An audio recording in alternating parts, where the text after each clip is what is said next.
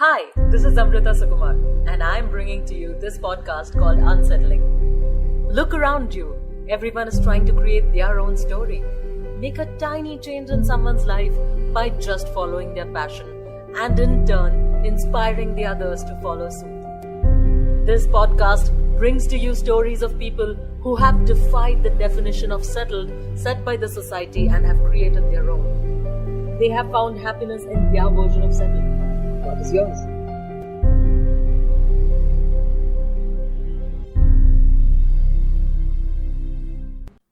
We all dream of going back to the lush greenery of the villages and work from there. But how many of us actually do it? Today's guest and unsettler left her corporate job and moved to Manipur to work as a social media and content editor with an NGO, Sunbird Trust. And to know what she did there and the kind of impact that it had on her life, let me welcome Rucha Deshpande. Hi Rucha, how are you? Hi, Amrita. I'm good. Thank you so much for having me here. I'm excited to have you here as well. So now you're back in the city for a break, and usually for us it is the other way around, right? We go to the villages for a break. So how does it feel to be back? It still hasn't sunk in. I always feel like I'm here just for a little while and I have to go back home. So I don't know. It still hasn't sunk in that I've come here for I don't know how long. So Okay. yeah, that's how it feels. Yeah, even we feel the same when we go to a vacation spot, but then okay. So so Rucha, when did you decide to join Sunbird Trust, and like what was the thought process? How did you come to know of this NGO? So I was working with Amazon for about 3 years, a few years ago, and I was frustrated. I really didn't like the corporate life at all. So even when I was moving out of Pune to go to Bangalore to work with Amazon, the motivating factor was to move out of home. But I always thought I will work there just for a year because I always knew that the corporate life was not for me. But that 1 year became 3 years. I don't know how, because of course I got used to living by myself. I got used to the independence, the money coming in, etc. So after that, it was just really hard to quit that life. Right. But I got super, super frustrated. And a friend of mine was working with Sunbird Trust, and I used to see her posts and stories on Instagram and Facebook, and I just randomly decided to text her, okay, hey, I really want to work here. She said, are you serious? I said, yes, I'm serious. She said, okay, luckily the CEO is from Bangalore. You can go meet him. So I met him, and he spoke to me. It was a very, very fun conversation. I didn't know he was interviewing me, but it was a conversation where he asked me all sorts of fun questions. It was nothing academics related. And later he said, you know what, Rucha, on a normal day, we are looking for people just like you, but I'm so sorry we don't have funds right now, so we can't hire you. And I was very heartbroken. Okay. So I went back to work the next day. And in a couple of days, I heard back from him saying, hey, good news. We have an opening. Would you like to join? I said, of course, I would like to join. By that time, I had already quit my job. I didn't have any plans of what I was going to do, but I just knew that I didn't want to do what I was doing. So I had quit my job. I said, this is perfect because I'm already in my notice period and I can join when I'm done. So he said, okay, cool. You come to Manipur for a bit, see how things are there. And if you still feel like you want to do this, we can take this ahead. So I quit my job. A few days after I moved out of Bangalore, I came to Pune for like a month or so. So a couple of days after I shifted from Bangalore, I went to Manipur immediately. As soon as I set foot in that beautiful land, I knew this was it. There was no coming back. So that's how it happened. And then I came back after 15 days, called him saying, I am coming soon. So whenever you need me, I'll be there. So within a couple of months, I moved to Manipur. Oh, when was that? When did you move to Manipur? 2019. Okay, so it's been almost like it's the second year now. Yeah, it's been almost 2 years. First time I Yeah. went to Manipur was a little over 2 years ago. Okay. Yeah. So that's how it happened. Wow, man. I mean, it's you didn't want to do something, you didn't have the plans, and then everything worked out. I'm glad to hear that. Yeah. Yeah, So I guess that has always been how I have tried to live my life. I don't really have anything planned. I always go with the flow, and things always work out. So I have faith so that's how I could quit my job without anything in hand. Yeah. I quit Amazon without having a plan because I knew something or the other would work out. So I guess, yeah, my belief helped me. So you live from day to day, not panic. Yeah. Which is so important, right? I mean, usually, assuming I would have been in your position, I would have been thinking about my next plan. Oh, if this is not there, then what next? And I would be completely worried as to what if this doesn't work out, then what do I do next? And because I can't sit idle. I need to know what is going to happen tomorrow. Otherwise, I will just sit in one corner and do some kind of painting for months together. Right. So I'm so glad that you have that faith and you live from one day to the next and you have that excitement and you know that this is going to work out fine for you. I hope I get there soon too. Yeah, I guess we just have to stop controlling things because I think most of us do that a lot. I was also there for the longest time. Of course, I'm still there in a lot of ways. But as soon as I let go and let things take charge of themselves and let things just happen, magic happens always. Oh. Like you don't have to do much. So yeah. I'm also going to do that from today. You have inspired me. So Rucha, what kind of work do you do there? You were working with the Naga tribe and what kind of work do you do there? Yeah, so I was living with an Inpui Naga tribe. So it's a tribal community, and I lived in a dense evergreen forest on the top of a mountain. It was like living in a dream. It was super, super beautiful. So because our NGO is just 6 years old now, we have to basically, even though my job was as a social media content editor, media music I was handling, but because our NGO is small, we basically everybody has to do everything. Right. So I was teaching in the school that we're supporting.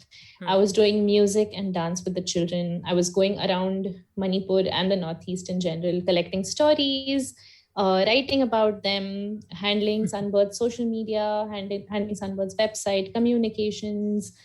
So with Sunbird, one amazing thing is you get to choose what you want to do. So like a rough outline was, I knew that I had to do social media, communications, etc. But music is something I took up all by myself. So what I did was I went around Manipur to different communities, lived with different communities and engaged with the children there and made cover music videos. So the children there are super musically talented. Their vocal cords are trained since they are kids because they sing a lot in the church. So I realized that, okay, these guys really need to be heard. And there's so much talent in them. So I decided to impromptu record a song with my school children first. And it just received so much love. And I recorded it on I told you I have a small recording setup at home. So I just have one mic, one sound card. So, and there were 8 girls who I recorded. So I had to record them individually. And it was a lot of effort. We did the music by ourselves, and it was just, it was beautiful. I'll send you the link. Please do. And the video also was taken on a phone camera. It was that basic. But that video received so much love. The song was Dil Beparwa. I don't know if you've heard it. It's by Ankur Tiwari and Prateek Kuhad. And Ankur Tiwari himself, he shared it. He commented on our video. Prateek Kuhad also appreciated it, personal messaged us and things like that. So it was really encouraging, which is after that, then I planned to go to other locations and do similar videos. But COVID happened. So unfortunately, only 2 more videos could be done because I couldn't travel. But yeah, it was really, really nice. And because of that one video, Furtados, you know Furtados, the music company? Yes, I do. Yeah, they came to visit us in Ijairong, which is my village, and they gifted us an entire music academy. So that was insane. So we were already in talks with them, but this was sort of the final nail in the coffin. And they saw how talented the kids were, and they decided to gift us the academy. So it has over 80 instruments. It has, I think, 17 guitars, 15 ukuleles, 7-octave piano, electric drum set. We have lots of things from them. So very, very grateful. That's so amazing. That's what. Yeah, it was insane. So I got to do everything that I wanted to do, but mostly my title was media and music coordinator. So that's what I was doing. Okay. Oh, I love the song Dil Pe Parwa. I discovered it last year and it has been on loop since. And I have to listen to this version for sure. Please do. So how did you create music if you did not have any instruments? No. Before the Music Academy came to be, we still had a guitar. And we had a few instruments here and there. And Siam, my school music teacher, is insanely talented. So he made the music. He played the guitars. He played the keys. He set the whole thing up. Wow. Okay, I have to listen to the song now. I mean, I will after we finish the interview. I feel like doing it right now, but then I will wait. I will wait my turn. Yes, please do. So what kind of music are you trained in? I am trained in Hindustani classical music. I started singing at the age of 5 and I got trained for about 17-18 years, after which I gave it up. I am not very proud to say it on air, but no, because I was doing my masters and that was very extensive. And I was doing my masters in German literature. And wow. That was very intensive. So that took up a lot of my time and I just couldn't. After which I moved to Bangalore. So it has just been on a pause since then. But then I decided to take it up again with my children in Manipur. So yeah. So at least now I'm in touch with music because of that. You're so multi-talented, okay? I mean, I would not have expected you to do masters in German literature, which is another level. I have learned German for a while. Okay. But only A1. And you've done masters in that language. It is so difficult. So I love languages in general. And it's the way I took up German was also very funny. I was standing in the line when I was, I did my bachelor's from Symbiosis. No, not bachelor. 11th, 12th and bachelor. So for the 11th admission, I was standing in the line and the guy in front of me said that, hey, you have to choose a foreign language. There's French and German. So decide. And I was standing with my mom and she asked me, oh, so you have to choose a foreign language. Which one would you take? And I said, I've heard German is similar to Sanskrit. And I'd done Sanskrit and loved Sanskrit. So I said, okay, let's just see what it is about. And that's how I took it up. So there was no thought process behind it. And I took up German and I fell in love with it. And I said, okay, this is something I really have to study further. And I did. And it was amazing. Like I did my German from Max Muller. I did all my levels till C2. And after that, I did my master's. Then I was with Amazon as a German translator itself, which is where I sort of lost interest in German because Amazon made me. Okay. But no, as a language, I still love it. And languages in general are sort of my thing, I think. Okay. I studied English literature, just trivia that I want to throw and plug in.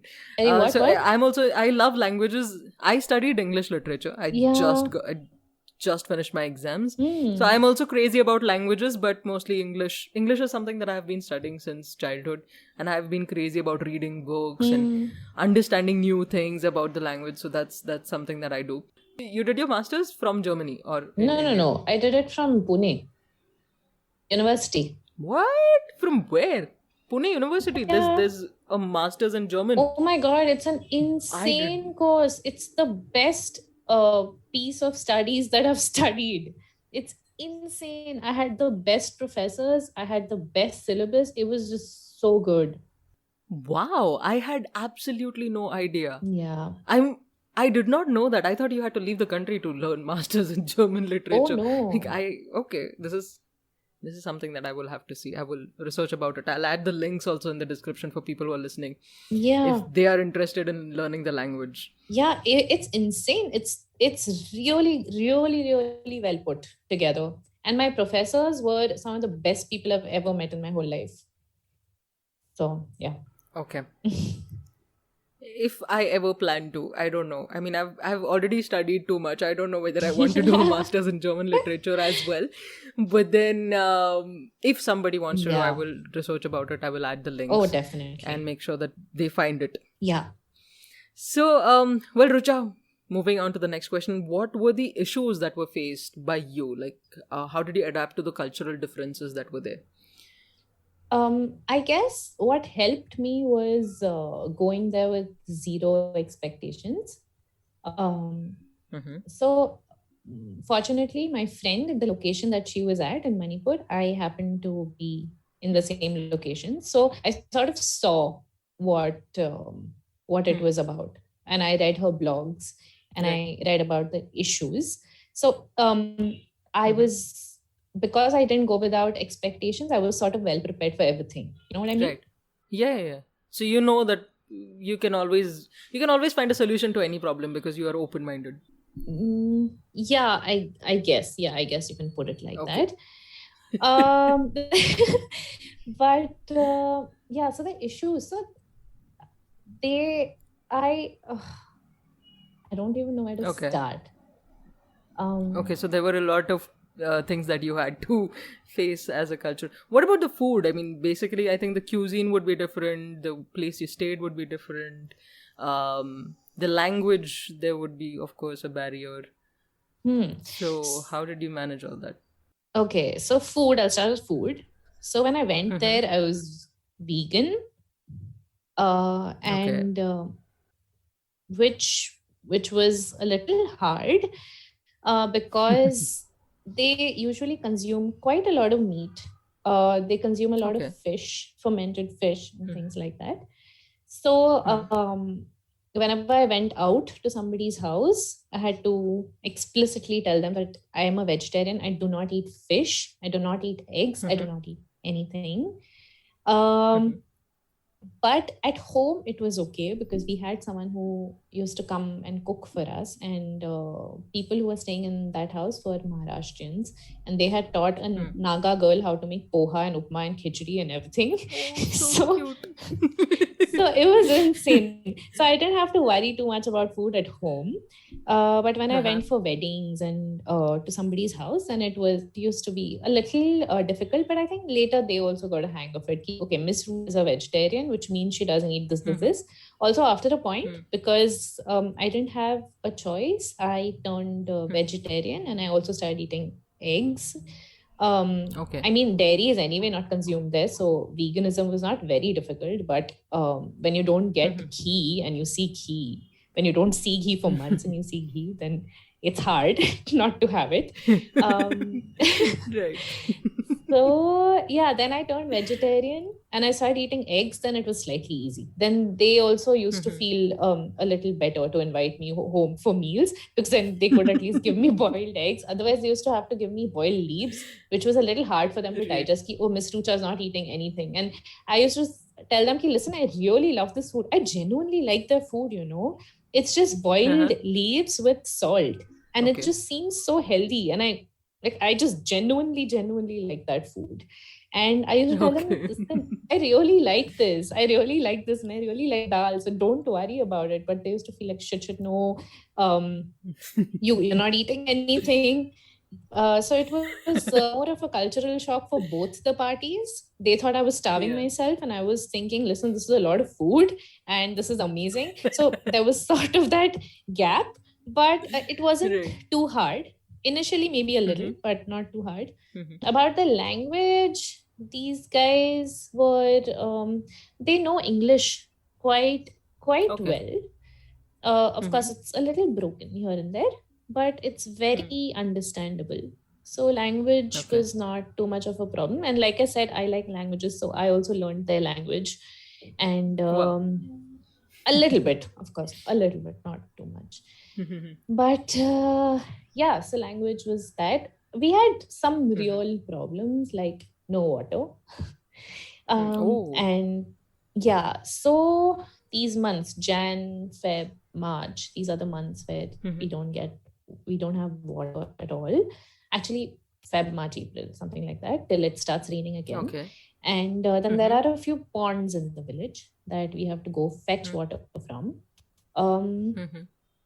And it's hard. I mean, there have been times where we haven't had water to drink, and whatever water's in the kettle is like just freshly boiled water. It's super hot, so you can't drink it. And then you just have to sort of gulp down your saliva and quench your thirst because there's no water. So we've faced some really hard times. But these guys, the villagers, the tribals, accept everything with a huge smile on their face, which makes it so much easier to deal with, I think.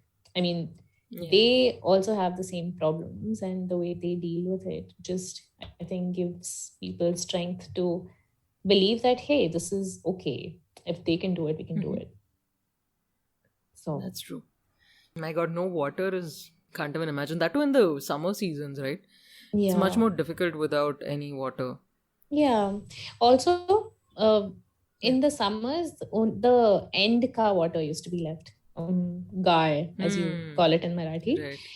And that used to be brown and all. And that's all the water we had. So that's all the water we had for everything, which also means for drinking. So we boiled it, filtered it with a cloth and whatever. Yeah, we had to drink that. But yeah. Oh my God. No. But so water is one big issue that is faced by the villagers there. What are the other issues, and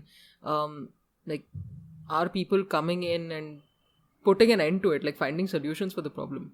We are trying to do that a little bit. So of course we're also an NGO, so trying to get people more aware about the problem, so we can probably invest in rainwater harvesting, things like that.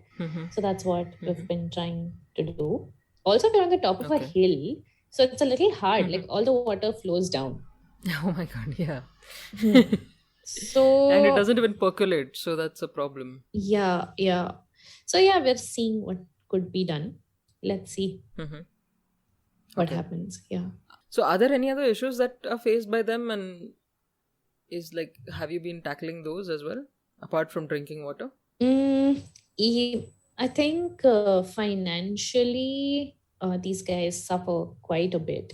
There are quite a few families that earn no money at all, and they are self-sustained. They do everything by themselves. They have fields. They're partially hunter-gatherers still, so they go out in the jungle, hunt, bring a bird or two or a snake or whatever, and that's the meal for the family. And they weave their own cloth. So they're self-sustained. But financially, yes, it's a big problem. So now we're trying to engage with the community, help them find sources of income, create opportunities, empower the youth, things like that. We're also engaged in activities like that. So, for example, recently we started a Roselle tea project. Do you know the Roselle tea? Have you heard of it? No, this I have not heard of. No. Okay. So Roselle is a wild variant of the hibiscus flower, and you find it in abundance in one of our villages. And we saw that these villagers were using it in their food to give it a sour taste and things like that. So we thought it was just growing in the wild like that. Let's see what can be done. And after research, we understood that it's an exotic tea that is found all over the world, and it's expensive. It's very expensive. So what we're trying to do now is we're trying to get farmers engaged in this activity so that they produce more Roselle. So we're selling it right now. You should totally get yourself a pack if you're interested. It's called Sunbird Trust Roselle Tea. It's on our social media pages. And this directly empowers tribal women farmers, which directly empowers their children and their education. So that's, we're trying to fund, we're trying to help them find ways to fund their children's education. So these are a few things that we've been doing. This is just one, but there's a few others also. So that's what we've been doing. Oh, Roselle tea is something that I've not heard. One, I'm not a tea person. I'm not a coffee person either. But I know a few tea people. Okay, you should totally send them packs. I will do that. That will be a nice gift as well. So I can do that. I'll do that to people. Yeah, it's a very meaningful gift which directly impacts a woman farmer in a remote village in Manipur. So I think it also has a beautiful story. And a small act of yours could actually make a huge difference to somebody there. So yeah. Agreed. Also, it's not very expensive. Yeah. I just googled Roselle tea, which I did not know about. Like, I did not know people put hibiscus in teas anymore. Like, I mean, what is happening to teas now? it's so when you brew the flower, it gives a beautiful pink, deep pink color, and it's just really pretty as a tea. Okay. I will also try it, and I will gift it to people. Definitely. This is definitely done. One of my agendas now. So, Rucha, what did you feel was the difference between an urban life and a life in a village, as your personal experience? One thing that stood out to me was us as city people have forgotten to appreciate the smallest things in life. And there I learned to reappreciate them. And because it happened to me personally, I can see it now in people. How, I mean, we are, because we don't have the most big problems like lack of water, lack of food, lack of money, we try and find problems for ourselves which are not even important. Like, okay, this person said something to me, I'm angry. Things like that, okay? My villagers don't have time for that. My villagers don't have time for gossip because they have real problems to deal with. I'm actually writing a blog about that right now. So it's quite fresh in my mind. But yeah, so I feel like when you have bigger things to worry about, the smaller things sort of vanish. And I think we right now are quite trapped in these small things, and we need to really look up and take a step back and look at the bigger picture. It'll make life so much easier. I couldn't agree more. Yeah. I couldn't agree more, because even I feel that, I mean, there are a lot of things, right? If you go and converse with people, I don't know the scene in a village, but then usually if you go and talk to people here, you will find them, I for a lack of a better word, cribbing about a lot of things rather than finding a solution for it. And when you, I mean, as you said, when you look at the bigger picture, in the bigger picture, that point doesn't matter. Yeah. And I make it a point to tell people that, when people come to me and crib about their problem, I just ask them, is it helping you in any way, talking about it? Like, you're just talking about it and there are no solutions for it. So why don't we find a solution first? Let's brainstorm, let's find a solution for it. And if there is no solution, let's just move on from the problem. I know it's easier said than done. I understand that, every person has a different problem. But then if you can't manage it and if you can't think about it and there is no solution, there's no point in cribbing. There's no point in just talking about it over and over and over again. It's like, I know this in Marathi. So when you get a wound, there's a brown covering that is formed, khapli yete. And if you scratch that at all times, you're just going to bleed. Yeah. It's just going to bleed. It's not going to heal. So stop scratching at the wound and just allow it to heal and move on. Yeah. I know. Yeah. That's hopefully that happens soon. Yeah. I think these things, everybody needs to experience something bigger to know that the smaller things don't matter. Yes. That's true. I personally feel, and this is something that I felt after reading a book. This is unrelated to the village and what we're talking about right now. But then I read this book called Theory of Everything by Stephen Hawking. And in that, in very simple words, he has explained about the cosmos and about black hole and whatever study he has done so far. It's a 140-page book. And when you read that book is when you realize that whatever we are talking about on Earth doesn't matter if an asteroid comes and hits the Earth. Like, it doesn't matter. Yeah. It doesn't matter. Whatever fights, arguments we are having, it will not matter if an asteroid comes tomorrow and hits the Earth. So it's very important to go beyond all this and go back to being curious. Go back to asking questions, understanding what is the problem, finding solutions, asking the right questions rather. And that's a very recent discovery. So I'm glad that you experienced your own version of, asking the right questions and looking at the bigger picture. Yeah. I think it was also a little difficult, this realization, because everybody around me was from the city. So it was difficult. It got difficult for me to have conversations with people because they couldn't relate to me. I couldn't relate to them. And it got slightly harder because we were on completely different pages and in completely different phases of life.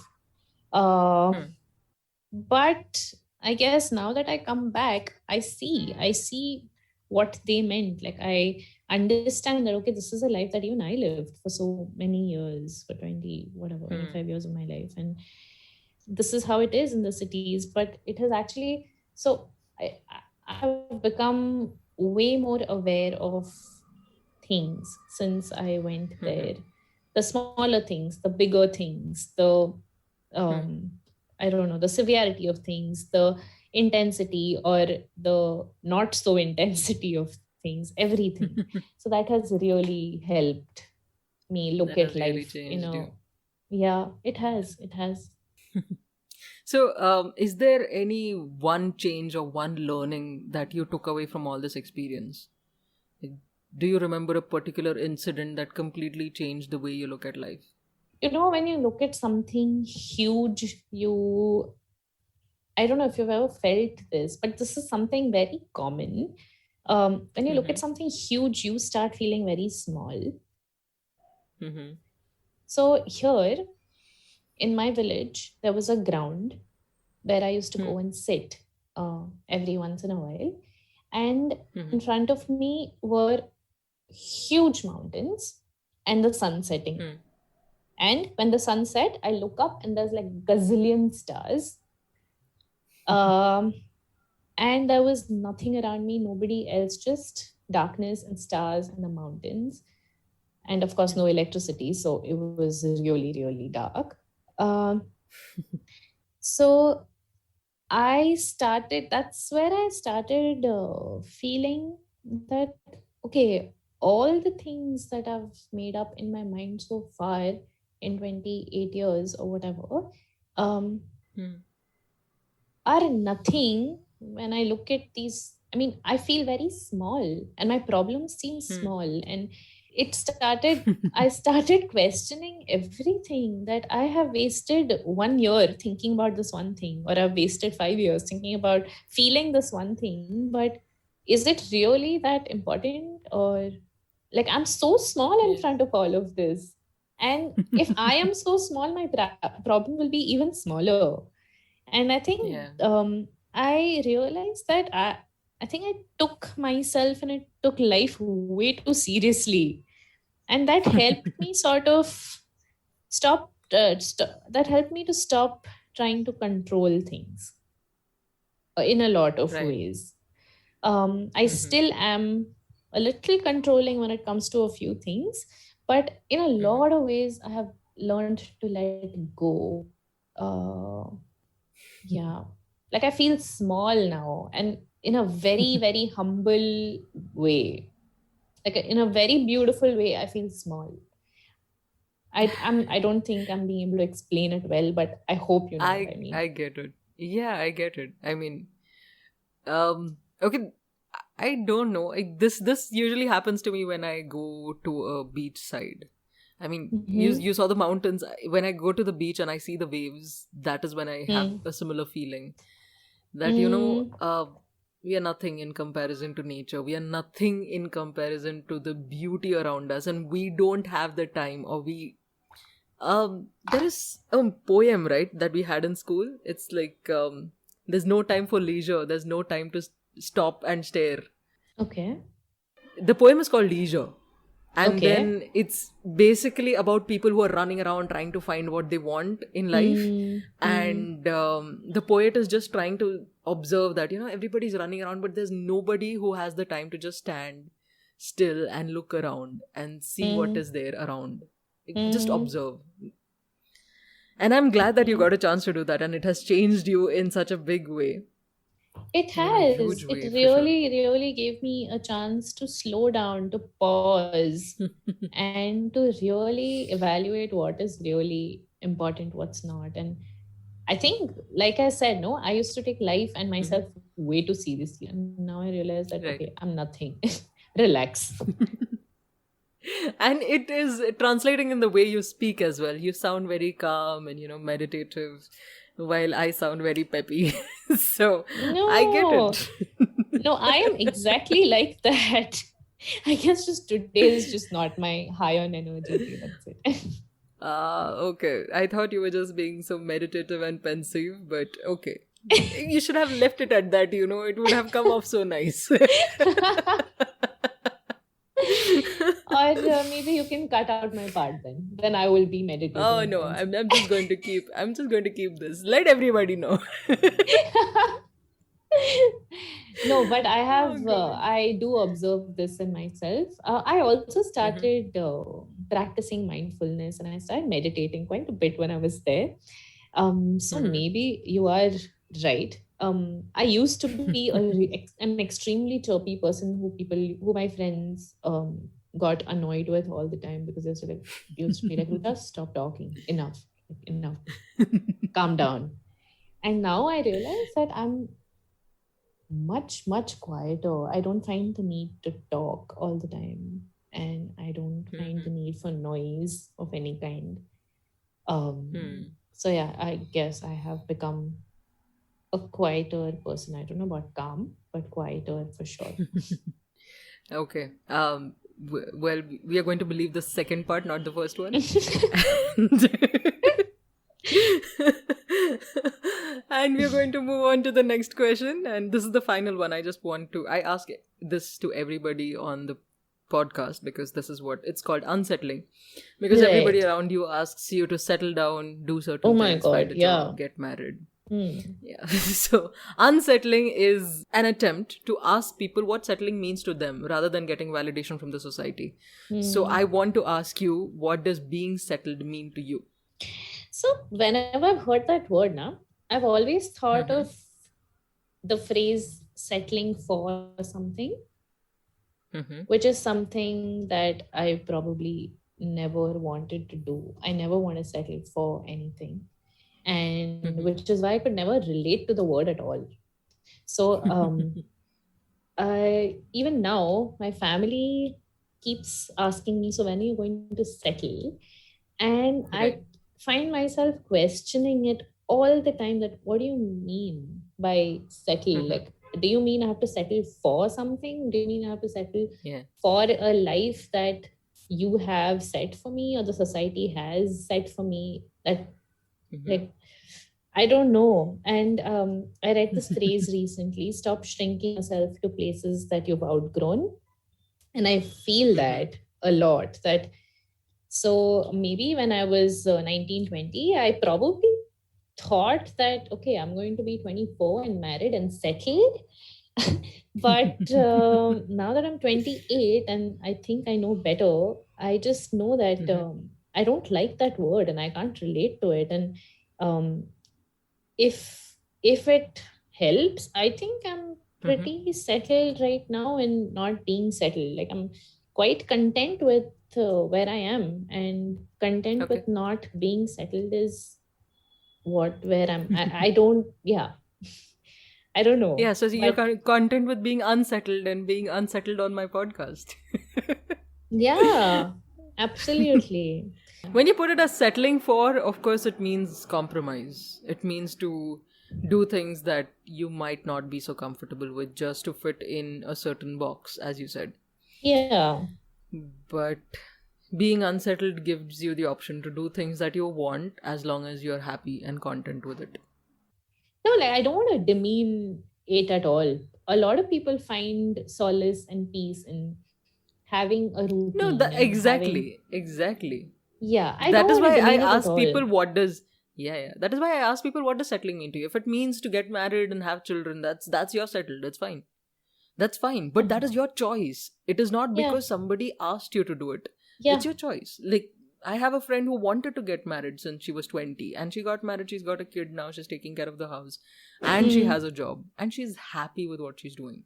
Yeah, exactly. That's important. As long as you are happy, you should not just get married because 10 people were telling ki beta umar ho gayi hai, kya kar rahe ho tum log, padhai kyun nahi kar rahe, job it's annoying. As long as you are happy, it's all's well. That's what is the message. Yeah. So you are unsettled, and we are happy with it. Even the audience is happy with it. And honestly, I am so glad that we had this conversation and I could hear about your experiences in Manipur, about the lush green forests, about the open ground and the mountains and the stars, and just going and creating music. The visuals are really beautiful that you've put in my head, that I want to go for a vacation now. So I will be maybe doing that soon. But thank you so much for sharing your experience. I hope that people stay unsettled, do things that they love, and don't settle for anything that they are not happy with. So thank you, Rucha. Thank you for doing this. I hope so too. I really hope so too. Like, I hope everybody is just happy with whatever they're doing. If it's settled, unsettled, whatever it means to anybody. Done. We will do that. So, Rucha, are there any links that you would want me to add in the description about Sunbird Trust or about your work? Oh, definitely. I will send you a couple. I would like you to go through our social media pages. I would like you to go through the videos that we made. Done. Yeah, and maybe I can also send in a couple of blogs that I wrote about Sunbird. Okay. Done. Send them across to me and I will add all the links in the description.